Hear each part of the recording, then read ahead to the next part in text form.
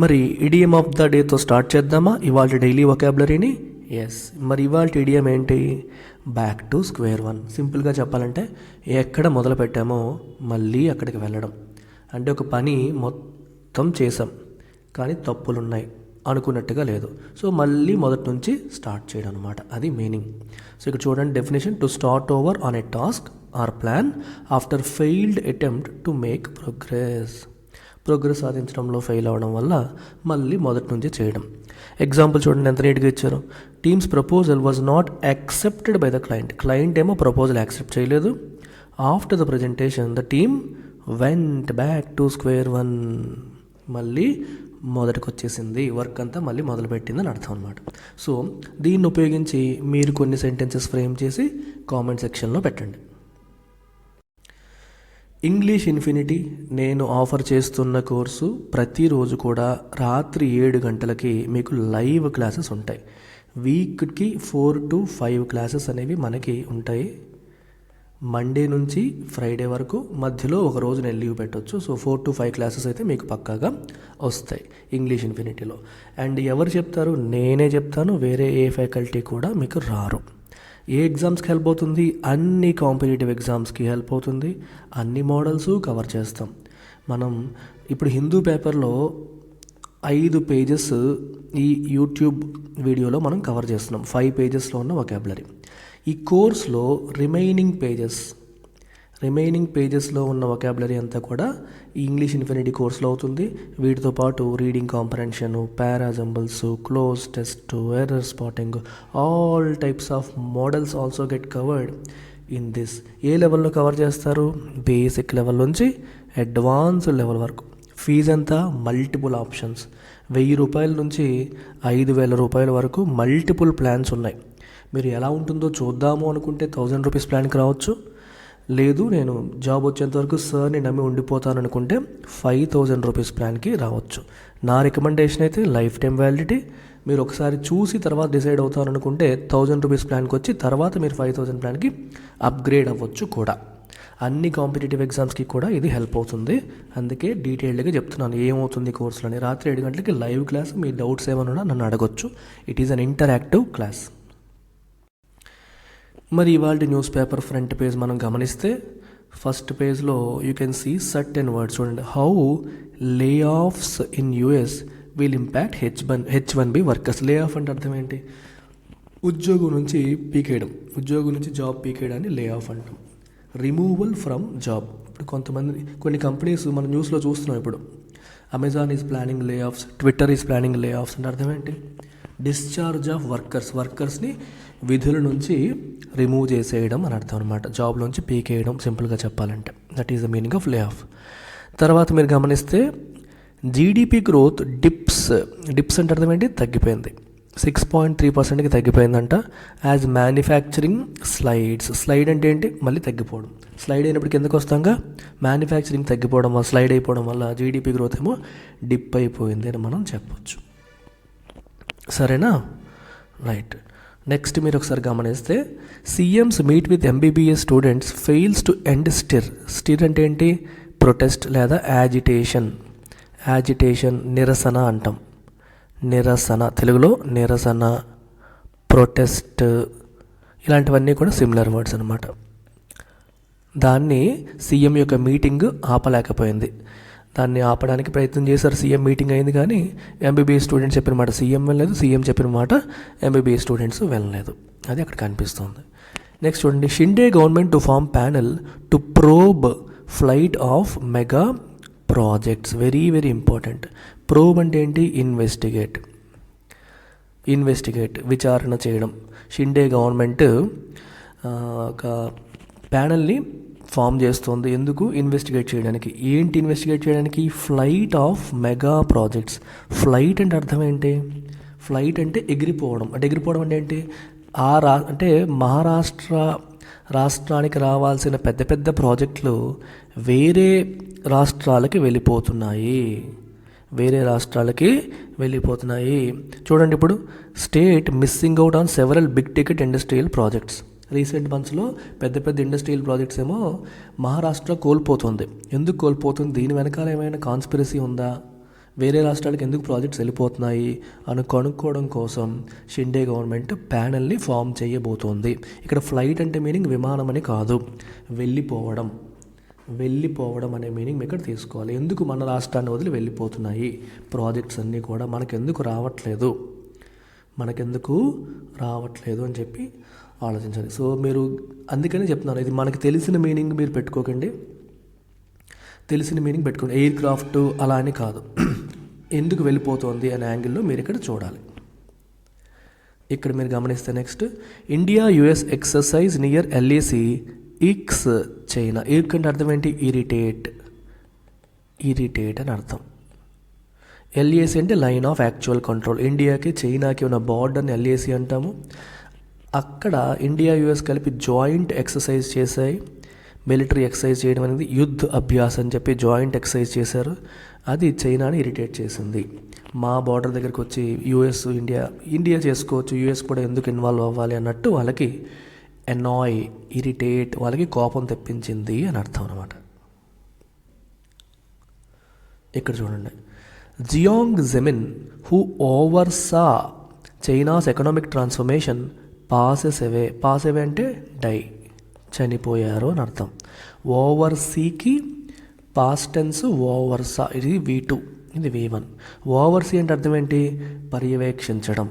ఓవర్సా అంటే ఎవరి పర్యవేక్షణలో అయితే చైనా ఎకనామికల్గా ట్రాన్స్ఫార్మ్ అయ్యిందో ఆయన ఎవరు? జియాంగ్ జెమిన్ పాసెస్ అవే, చనిపోయారు. ఈ సెంటెన్స్ స్ట్రక్చరింగ్ కూడా చూడండి, కొంచెం గ్రామర్. జియాంగ్ జెమిన్ అని రాస్తూ పక్కన కామా పెట్టి ఎవరతను? Who oversaw China's economic transformation, China యొక్క ఎకనామిక్ ట్రాన్స్ఫర్మేషన్ని పర్యవేక్షించిన వ్యక్తి, అంటే ఎవరి హయాంలో అయితే ఇదంతా జరిగిందో ఆయన పాసెస్ అవే, చనిపోయారు. ఇది ఇలా మనం అర్థం చేసుకోవాలి. అంటే ఒక్క పేజ్లో మనకి ఎన్ని పదాలు చూసాం? 1 2 3 4 5 6 7 8 9 వర్డ్స్ చూసారు మీరు. సో మీరు కేర్ఫుల్గా చదువుతూ ఉంటే ఒకే పేపర్లోనే, ఒకే పేజ్లోనే మనకి ఎన్నో పదాలు నేర్చుకోవచ్చు. ఇక్కడ చూడండి, SC set to look into Bilkis Bano's petitions against early release of 11 convict అంటే ఎవరు? నేరస్తులు.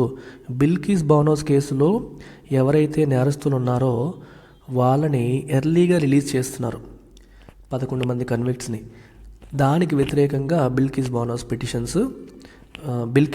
పిటిషన్ వేయడం అనేది జరిగింది. తను లేడీ అనమాట, బిల్కిస్ బానోస్ అనేవాడు లేడీ. ఈ స్టోరీ అంతా నేను ఎడిటోరియల్స్లో వాటిలో చెప్పున్నాను. ఎవరైనా ఇంట్రెస్ట్ ఉంటే మీరు మన కరెంట్ అఫైర్స్ క్లాసెస్ చూడండి. రైట్. సో ఈ 11 కన్విక్ట్స్ని ఎర్లీగా రిలీజ్ చేయడాన్ని వ్యతిరేకిస్తూ ఆవిడ పిటిషన్ వేశారు. SC set to look in to it అంటే చూడబోతోంది, పిటిషన్లో ఏముందనేది చూసి పిటిషన్ని స్వీకరించాలా లేదా అని సుప్రీంకోర్టు నిర్ణయం తీసుకుంటుందన్నమాట.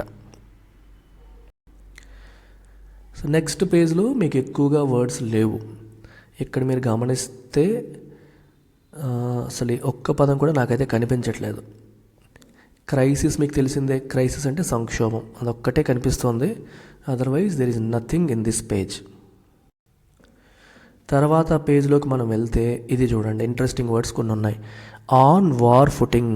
ఈ వార్ ఫుటింగ్ అనేది ఇడియం అనమాట. ఆన్ వార్ ఫుటింగ్ అంటే యుద్ధ ప్రాతిపదికన అంటాం. కొన్నిసార్లు చూడండి, యుద్ధ ప్రాతిపదికన అని తెలుగులో అంటారా, అంటే అర్థం ఏంటి? యుద్ధం వస్తే మనం ఎంత ఫాస్ట్గా ఇమీడియట్గా రెస్పాండ్ అవుతామో అంతే ఫాస్ట్గా, అస్సలు టైం వేస్ట్ చేయకుండా రైట్ ఫట చేయడం. యుద్ధం వస్తే ఎలాగైతే సన్నద్ధమవుతామో అలా మనం ఒక పనిని టేకప్ చేసామనుకోండి, దాన్ని ఆన్ వార్ ఫుటింగ్ అంటాం. ఇక్కడ ఎంసీడీ మున్సిపల్ కార్పొరేషన్ ఆఫ్ ఢిల్లీలో ప్రధానమైన ప్రాబ్లం ఏంటి? ల్యాండ్ ఫిల్స్, అంటే చెత్త వేసే ప్రాంతాలు బాగా పెరిగి పెద్ద పెద్ద మల్టీ స్టోరీ బిల్డింగ్స్ లాగా అయిపోయి చెత్త అంతగా పేరుకుపోతుంది. దానివల్ల దుర్వాసన, అనారోగ్యం ఇవన్నీ వస్తున్నాయి. సో ఎవరైతే ఆ ప్రాబ్లమ్ని సాల్వ్ చేస్తారో వాళ్ళకి ఓటేస్తామన్నట్టుగా ప్రజలు ఉన్నారు. అందుకే కేజ్రీవాల్ ఏమంటున్నారంటే, మేము వేస్ట్ టు ఎనర్జీ ప్లాంట్స్ ఇమీడియట్గా సెటప్ చేస్తాము, యుద్ధ ప్రాతిపదికన మేము గెలిస్తే ఆ చెత్త నుంచి ఎలక్ట్రిసిటీ జనరేట్ చేసే ప్లాంట్స్ పెట్టి ఆ చెత్తను ఆ రకంగా ఉపయోగిస్తామని ఆయన అంటున్నారనమాట. Haryana CM meets MBBS students, fails to break deadlock. First పేజ్లో కూడా చూసారు మీరు, ఫెయిల్స్ టు ఎండ్ స్టిర్ అని వచ్చింది. ఇక్కడ డెడ్ లాక్ అంటే అర్థం ఏంటి? A situation in which no progress possible. ఏ సిచ్యువేషన్లో అయితే ప్రోగ్రెస్ అనేది పాసిబుల్ కాదు, అంటే పురోగతి సాధ్యం కావట్లేదో దాన్ని డెడ్ లాక్ అంటాం.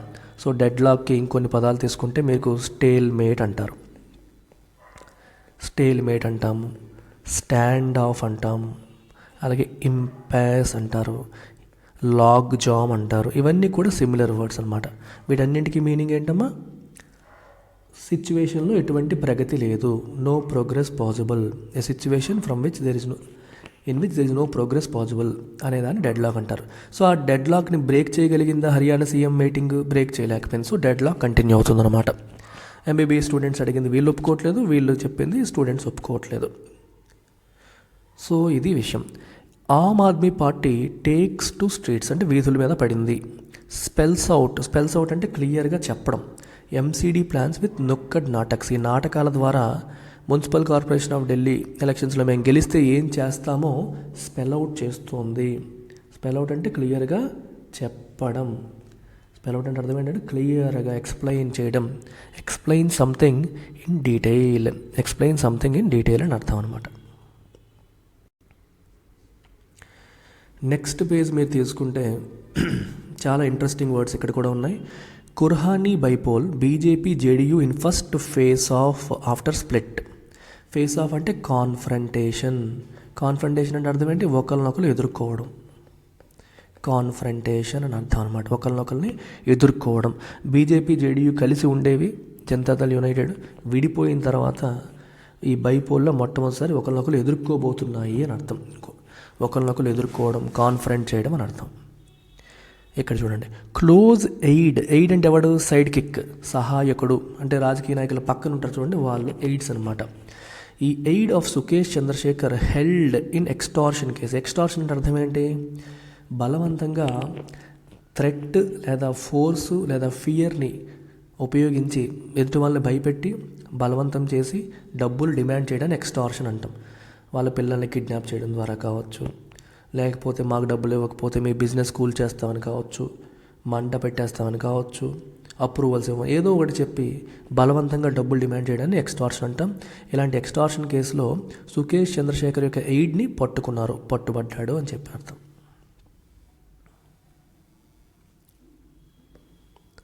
Right.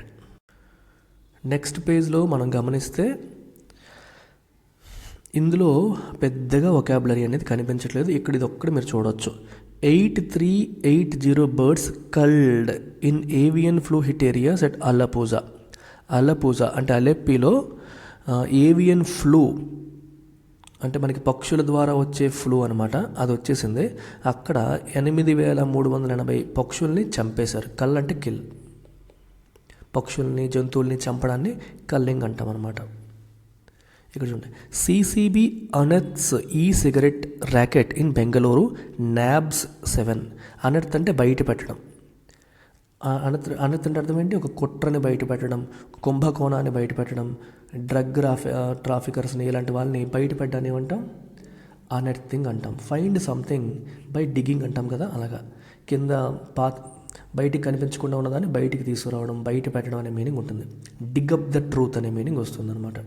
Dig up the truth, to discover proof, ఇలాంటి మీనింగ్ వస్తుంది. నాబ్ అంటే పట్టుకున్నారు. నాబ్ అంటే ఏంటి? క్యాచ్, పట్టుకున్నారు అని అర్థం అనమాట.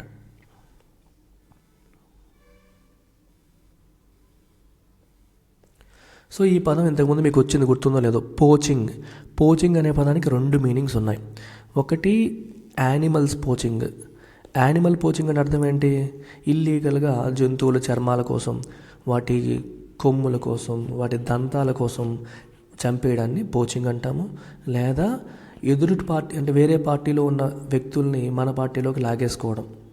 పోచింగ్ ఎమ్మెల్యేస్ అంటే వేరే పార్టీలో ఉన్న ఎమ్మెల్యేకి డబ్బు చూపి మన పార్టీలోకి లాగేయడం, ఇట్లాంటి దాన్ని కూడా పోచింగ్ అంటారు. లేదా వేరే కంపెనీలో, ఇప్పుడు ఇన్స్టిట్యూట్స్ తీసుకుంటే వేరే ఇన్స్టిట్యూట్లో ఉన్న మంచి ఫ్యాకల్టీని ఎక్కువ డబ్బులు ఇస్తానని చెప్పి లాగేయడం, ఆ స్కూల్లో ఉన్న మంచి టీచర్స్ని ఎక్కువ ఇస్తామని చెప్పి లాగేయడం. ఇప్పుడు అకాడమీ వాడు మనకి కోటాలో కొత్తగా పెట్టి ఎప్పటి నుంచో కోటాలో ఉన్న ఫేమస్ ఇన్స్టిట్యూట్స్ నుంచి వాళ్ళకి క్రోర్స్లో శాలరీస్ పే చేసి వాళ్ళని లాగేసాడు, అలాగనమాట. దాన్ని పోచింగ్ అని చెప్పి అంటారు. ఇది చూడండి, Kerala's man animal conflict mitigation team selected for wild life Trust of India award. Mitigation అంటే అర్థం ఏంటి? తగ్గించడం. Reduce the intensity, reduce the impact అని అర్థం. మ్యాన్ యానిమల్ కాన్ఫ్లిక్ట్, ఎందుకంటే అక్కడ ఏనుగులు తిరిగే ప్రాంతాల్లోనే మనం రోడ్లు వేసేస్తున్నాం. ఏనుగులు ఇవన్నీ జంతువులు తిరిగే ప్రాంతాల్లో. సో వాటికి ఎలా ఉంటుంది, మెయిన్ తిరిగే ప్లేసుల్లోకి వెహికల్స్ వస్తున్నాయని అవి యానిమల్స్ అనుకుంటాయి. మనమేమనుకుంటాం, మనం వెళ్ళే రోడ్ల మీద అవి వస్తున్నాయని మనం అనుకుంటాం. సో అట్ టైమ్స్ కాన్ఫ్లిక్ట్ అనేది వస్తుంది. గుద్దేయడం, తెలియకుండా వెహికల్ గుద్దేయడం, లేకపోతే అవేమో వెహికల్స్ని తోసేయడం, మనుషుల్ని చంపేయడం, ఇట్లాంటివి జరుగుతూ ఉంటాయి. దీన్నే మ్యాన్ యానిమల్ కాన్ఫ్లిక్ట్ అంటాం. మిటిగేషన్ అంటే దాన్ని తగ్గించడం కోసం, అలాంటి సిచ్యువేషన్స్ అరైజ్ అవ్వకుండా చూడడం కోసం, ఆ సిచ్యువేషన్స్ని స్మూత్గా డీల్ చేయడం కోసం ఒక టీం అనేది వర్క్ చేస్తుంది. ఆ టీంకి Wildlife Trust of India award అనేది వచ్చిందనమాట. వాళ్ళు సెలెక్ట్ చేయబడ్డారు ఆ అవార్డుకి. So that is the story of man animal conflict, mitigation అని అర్థం. So Hindu word of the day 5 పేజీలు, ద హిందూలో 5 పేజీల్లో ఉన్న వొకాబులరీ చూసాము. ఇంకా మనకి editorial page, business page, foreign page, sports page, text and context page, news, ఇంకా నార్మల్ న్యూస్, ఇంకొక 6 పేజీలు ఉన్నాయి. ఈ పేజీల్లో ఉన్నవన్నీ కూడా మనం ఇంగ్లీష్ ఇన్ఫినిటీ కోర్స్లో చూస్తాం. ఇవాళ నైట్ 7 PM అయ్యే క్లాస్లో ఇందులో ఉన్న వొకాబులరీ అంతా కూడా మనం చూస్తాం. ఎందుకు డిఫరెంట్ పేజెస్లో నేను చెప్తున్నాను, డిఫరెంట్ జానర్స్ టచ్ అవుతాయి. మీరు ఎడిటోరియల్ పేజ్లో ఒక టైప్ ఆఫ్ వర్డ్స్ కనిపిస్తాయి, బిజినెస్ పేజ్లో ఎకనామీ వర్డ్స్ ఎక్కువగా టచ్ అవుతుంటాయి, బ్యాంక్ ఆస్పిరెంట్స్ వాళ్ళందరికీ చాలా హెల్ప్ అవుతుంది. ఫారిన్ పేజ్లో ఒక style of words. So different జానర్స్లోంచి పదాలు మీరు టచ్ చేస్తారు. ఎగ్జామ్కి వెళ్ళే వాళ్ళకి ఒకే టైప్ వొకాబులరీ ఉండకూడదు, ఆల్ టైప్స్ ఆఫ్ వొకాబులరీ అనేది అలవాటు అవ్వాలన్నమాట. సో అన్నీ కావాలంటే మీరు కోర్స్కి రావాలి. సో ఇవాళ వర్డ్ ఆఫ్ ద డే ఏంటి, బ్రస్క్. బ్రస్క్ అంటే అర్థం ఏంటంటే మనకి క్విక్, అంటే ఏదైనా క్విక్ అండ్ అన్పొలైట్ అని చెప్పొచ్చు. ఇప్పుడు వెళ్ళావు, ఓయ్ ఈ పని చేసాయి అన్నావు అంటే ఎందుకు చేయాలి, ఎలా చేయాలి, ఒక నెమ్మదిగా చెప్పడం, కొంచెం గౌరవంగా చెప్పడం, అది లేకుండా టకటక తేల్చేయడం. రూడ్గా అంటే అగౌరవంగా, కొంచెం పొగరగా. పెరెంప్టరీ అంటే నేను నీకు సమాధానం చెప్పాల్సిన పని లేదు, నేను చెప్పింది నువ్వు చెయ్యి అనే యాటిట్యూడ్ని పెరెంప్టరీ యాటిట్యూడ్ అంటాం. So I don't need to explain to you, you are expected to follow whatever I say. అలాంటి యాటిట్యూడ్ ఏమంటాం, పెరెంప్టరీ. అండ్ షార్ట్నెస్ అంటే క్విక్గా, అంటే ఒక ఆర్డర్ పాస్ చేసావు, నెమ్మదిగా డీటెయిల్డ్గా చెప్పడం కాదు, ఈ పని చేయి ఆ పని చేయి వెళ్ళిపోవడం అంతే. And you're expected to blindly follow, you're not expected to question. దాన్ని బ్రస్క్ అని అంటాం. చూడండి ఇక్కడ ఏం రాశారు, his brusque comments irked committee members. ఇక్కడి పదం ఇవాళ చూసాం కదా, ఇరిటేట్. కమిటీలో మీటింగ్ డీటెయిల్గా అందరూ మాట్లాడుతున్నప్పుడు ఆయన షార్ట్గా 2 ముక్కల్లో తేల్చేశాడు. అది కూడా నెమ్మదిగా అందరికీ అర్థమైందా లేదా, వాళ్ళ ఒపీనియన్ ఏంటి తెలుసుకునే ఉద్దేశం లేకుండా ఇంతే అన్నట్టుగా కొట్టిపారేశాడు అనమాట. అది మిగిలిన కమిటీ మెంబర్స్ అందరికీ కోపం తెప్పించింది, ఇరిటేట్ చేసింది. Irritated or annoyed the committee members. So brusque అనే పదాన్ని, ఇది ఒక యాడ్జెక్టివ్, పార్ట్ ఆఫ్ స్పీచ్, చాలా ఇంపార్టెంట్ అమ్మా. ఇది సరే ఎలా తెలిసింది, ఇస్ బ్రస్క్ కామెంట్స్. సో ఎటువంటి కామెంట్స్, షార్ట్, అన్పొలైట్, పొలైట్నెస్ లేకుండా వచ్చిన ఆయన కామెంట్స్ ఏవైతే ఉన్నాయో కమిటీ మెంబర్స్కి చిరాకు తెప్పించాయి, కోపం తెప్పించాయి అని అర్థం. రైట్. సో మరొకసారి చెప్తున్నాను, మన కోర్సు ఇంగ్లీష్ ఇన్ఫినిటీ మీరు మన వెబ్సైట్ www.ltxclasses.com వెబ్సైట్లో డైరెక్ట్గా పర్చేజ్ చేయొచ్చు. పర్చేజ్ లింక్ ఈ వీడియో యొక్క కామెంట్ సెక్షన్లో ఉంటుంది, డిస్క్రిప్షన్లో కూడా ఉంటుంది. మీరు డైరెక్ట్గా వెబ్సైట్లోనే మీకు నచ్చిన ప్లాన్, 3 months ప్లానా, 6 months ప్లానా, 1 year ప్లానా, లైఫ్ టైం ప్లానా సెలెక్ట్ చేసుకొని మీరు పేమెంట్ చేసేయచ్చు వెబ్సైట్లోనే. సరేనమ్మా, టేక్ కేర్, బాయ్.